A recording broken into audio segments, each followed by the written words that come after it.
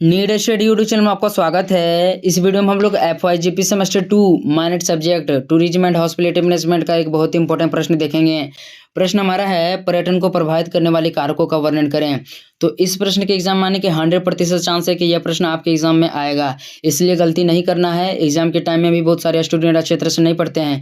इस प्रश्न को आपको अच्छी तरह से पढ़ लेना है। 100% बताते हैं कि यही प्रश्न आपके एग्जाम में आएगा। इस वीडियो में हम लोग वे कौन से कारक हैं जो पर्यटन को प्रभावित करते हैं उसको देखने वाले हैं। चलते हम लोग इसका आंसर देखते हैं। सबसे पहले आपको पहला हेडिंग परिचय देना है। प्राचीन समय से ही मानव पर्यटन के प्रति उत्सुक रहा है। विश्व का सबसे अधिक पर्यटन प्राकृतिक नज़ारों जैसे पर्वत, पठार, मैदान, मरुस्थल, नदी, झरने, वन्य जीव आदि से प्रभावित होती है। इसके अलावा लोग ऐतिहासिक इमारतों, धर्म, संस्कृति, खान पान, रीति रिवाज आदि से भी प्रभावित होते हैं। तो देखो, पर्यटन के प्रति मनुष्य प्राचीन समय से ही आकर्षित रहा है। उदाहरण के तौर पर हम लोग धर्म को ले सकते हैं। धर्म के लिए मनुष्य प्राचीन समय से ही एक स्थान से दूसरे स्थान की यात्राएं, भ्रमण या पर्यटन करते आ रहा है। तो ना केवल यह धर्म के लिए पर्यटन होता है, बल्कि प्राकृतिक नज़ारों जैसे पर्वत, पठार, मैदान, मरुस्थल, नदी, झरने ऐसे कारक हैं जो पर्यटन को प्रभावित करता है। साथ ही साथ ऐतिहासिक स्मारकों, ऐतिहासिक इमारतों, धर्म, संस्कृति, खान पान, रीति रिवाज ऐसे कारक हैं जो पर्यटन को प्रभावित करते हैं या इनसे पर्यटन प्रभावित होता है। आगे है, पर्यटन को प्रभावित करने वाले कई कारक हैं। तो अभी हम लोगों ने देखा धर्म, प्राकृतिक नज़ारे या ऐतिहासिक इमारतों के कारण पर्यटन प्रभावित हो रहा था। इसके अलावा भी बहुत सारे कारक हैं जो पर्यटन को प्रभावित करते हैं। तो उसी को अभी हम लोग पॉइंट बाय पॉइंट देखेंगे। तो चलते अभी हम लोग देखते हैं। पहला पॉइंट है ऐतिहासिक कारक, यानी पर्यटन को प्रभावित करने वाला पहला कारक क्या है? ऐतिहासिक कारक। पर्यटन को प्रभावित करने में ऐतिहासिक कारकों का प्रमुख योगदान होता है। किसी पर्यटन स्थल की ऐतिहासिकता के कारण ही पर्यटक संबंधित स्थलों का भ्रमण करने के लिए आकर्षित होते हैं।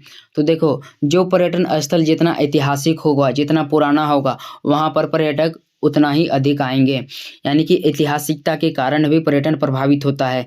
जैसे उदाहरण के तौर पर हम लोग देखते हैं, ताजमहल, मिस्र के पिरामिड, बेबीलोन की लटकती उद्यान, चीन की दीवार, भारत में एलोरा, अजंता की गुफाएं, लाल किला आदि। तो जो भी मैंने आपको यहाँ पर उदाहरण बताया, ताजमहल, पिरामिड या भारत में जितने भी पर्यटन स्थल है, उनकी ऐतिहासिकता लगभग प्राचीन है।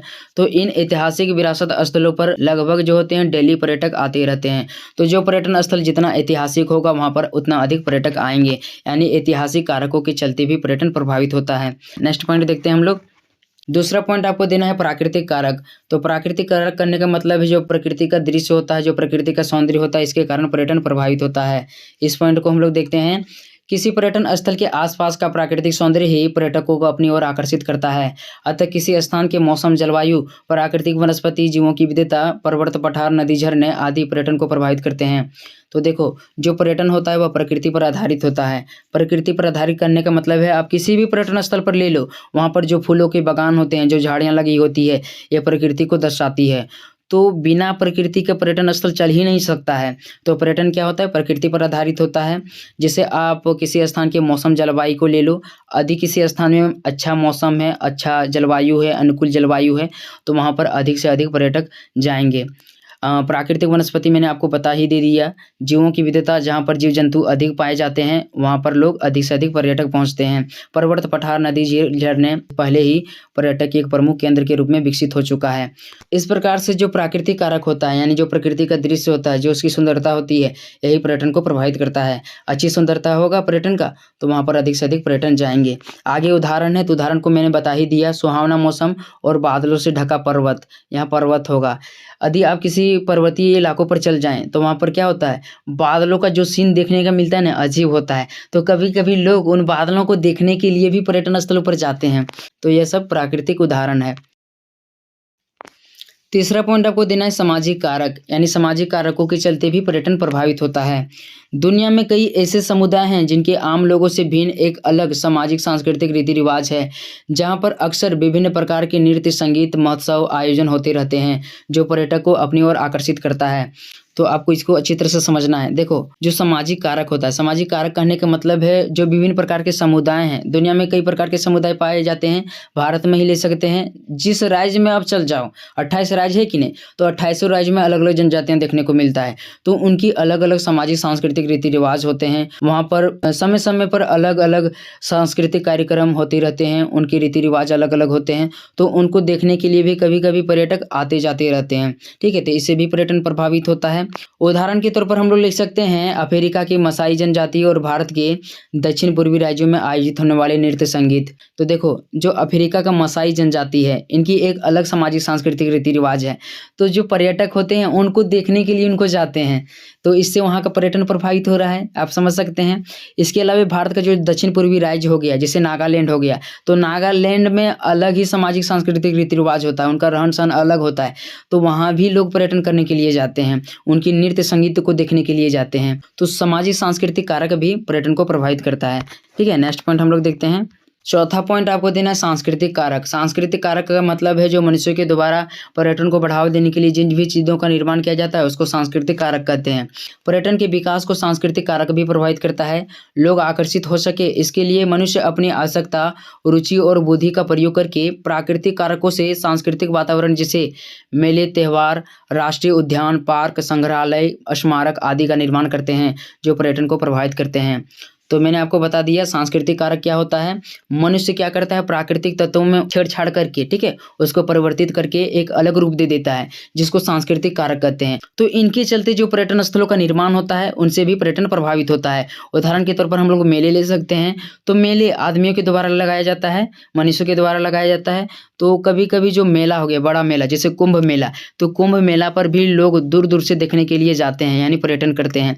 त्यौहार ले सकते हैं, त्यौहार भी मनुष्यों के द्वारा ही अपनाया जाता है। प्रत्येक धर्म का जो लोग होता है अलग अलग उनकी त्योहारें होती हैं, तो त्योहारों को भी देखने के लिए पर्यटन किए जाते हैं। तो सांस्कृतिक कारकों के चलते, यानी कुछ ऐसे कारक होते हैं जो मनुष्य निर्माण करता है, इनके चलते भी पर्यटन प्रभावित होता है।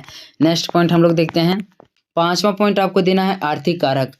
किसी देश की अर्थव्यवस्था भी उस देश के पर्यटन को प्रभावित करता है। अर्थव्यवस्था मजबूत होने पर वहाँ की सरकार तरह तरह की आवास, पहुँच मार्ग और सुख सुविधाओं का निर्माण करती है जिससे अधिक से अधिक पर्यटक आते हैं। तो देखो, इसको अच्छी तरह से समझना है आपको। कोई गरीब देश है तो गरीब देश पर्यटन में कितना खर्च कर सकता है, बहुत कम खर्च कर सकता है। लेकिन यदि उनकी अर्थव्यवस्था मजबूत हो, यदि वही देश अमीर हो, तो क्या करेगा, जो भी उनका पैसा होगा कहीं ना कहीं पर्यटन स्थलों के विकास में लगाएगा, तो वहाँ पर उस तरह से पर्यटक आएंगे, अधिक से अधिक पर्यटक आएंगे। उदाहरण के तौर पर हम लोग आवास को ले सकते हैं। जैसे किसी देश की अर्थव्यवस्था मौजूद है तो वहाँ की सरकार क्या करेगी, तरह तरह की आवास का निर्माण करेगा, जैसे 5 स्टार होटल हो गया, रेस्टोरेंट हो गया, और भी कई प्रकार के आवास का निर्माण करेगा जहाँ पर्यटक अधिक से अधिक आएंगे। इसके अलावा पहुँच मार्ग हो गया। पहुँच मार्ग कहने का मतलब है पर्यटकों के आने जाने के लिए जो परिवहन के साधन है उसका विकास किया जाएगा। रेल हो गया, सड़क हो गया, परिवहन मार्ग हो गया, पुल हो गया, इनका अच्छी खासा विकास होगा जिससे उस देश में अधिक से अधिक पर्यटक आएंगे।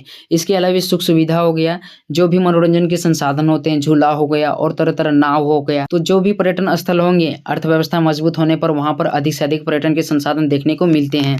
अतः किसी देश की आर्थिक स्थिति अच्छी है या खराब, इस पर भी संबंधित देशों का पर्यटन निर्भर करता है। उदाहरण के रूप में हम लोग दुबई को ले सकते हैं। दुबई एक रेगिस्तानी वाला इलाका है, लेकिन जो इसकी अर्थव्यवस्था है काफ़ी मजबूत है, यह अमीर देशों की श्रेणी में आता है।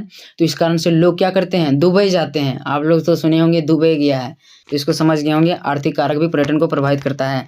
नेक्स्ट पॉइंट हम लोग देखते हैं। छठा पॉइंट आपको देना है ढांचागत कारक। ढांचागत कारक का मतलब है पर्यटकों को पर्यटन से संबंधित कौन कौन सी सुविधाएं दी जा रही है, इस पर भी पर्यटन निर्भर करता है। तो इसको हम लोग देखते हैं। किसी पर्यटन स्थल पर उपलब्ध होने वाले आधुनिक सुख सुविधाएं भी पर्यटकों को संबंधित स्थलों पर पर्यटन करने के लिए आकर्षित करती है, जैसे स्वास्थ्य सुविधाएं, विदेशी मुद्रा, संचार सुविधाएं आदि। तो देखो, जब कोई भी पर्यटक जो होता है किसी भी देश पर भ्रमण करने के लिए जाते हैं तो वहाँ पर यदि उनको स्वास्थ्य सुविधाएं दी जाती है, यदि कारणवश कहीं उसको दुर्घटना हो जाता है तो उनको स्वास्थ्य सुविधाएं, बीमा जो दिया जाता है, इस कारण से वहाँ पर उस देश में पर्यटन करने के लिए लोग आते हैं। विदेशी मुद्रा लगभग प्रत्येक देशों में आज के समय में उपलब्ध हो चुका है, तो ये सभी सुविधाएं पर्यटन के दौरान ही दी जाती है। साथ ही साथ संचार सुविधाएं भी उपलब्ध कराया जाता है। तो यह था ढांचागत कारक। इन सभी कारकों के चलते पर्यटन प्रभावित होता है। नेक्स्ट अब हम लोग देखते हैं। नेक्स्ट पॉइंट आपको देना है निष्कर्ष। तो देखो, मैं प्रत्येक वीडियो में आपको बताता हूँ, आप किसी तरह के भी प्रश्न के उत्तर दे रहे हो, अंत में आपको निष्कर्ष या मूल्यांकन लिखना अनिवार्य है। मैं भी एक स्टूडेंट हूँ, जो स्टूडेंट का एक अनुभव होता है, मैं आपको बता रहा हूँ। अच्छा खासा मार्क्स आपके एग्जाम में आएगा।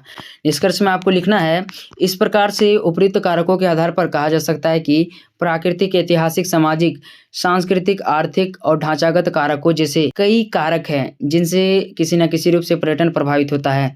तो अभी हम लोग उपयुक्त में जिन भी पॉइंटों को देखा, जैसे प्राकृतिक हो गया, ऐतिहासिक हो गया, सामाजिक हो गया, सांस्कृतिक हो गया, आर्थिक हो गया और ढांचागत कारक हो गया, ये सभी कारक पर्यटन को किसी न किसी रूप से प्रभावित करता है और इन्हीं सभी पॉइंटों को आपको दिमाग में रखना है। प्राकृतिक, ऐतिहासिक, सामाजिक, सांस्कृतिक, आर्थिक और ढांचागत कारक, सभी कारक पर्यटन को प्रभावित करते हैं। जब आपको पॉइंट याद रहेगा तो आप एग्जाम में आप अच्छी तरह से लिख सकोगे। नेक्स्ट वीडियो किस पर बनना चाहिए कमेंट करके जरूर बताना। मिलते हैं अगले वीडियो में, तब तक के लिए धन्यवाद।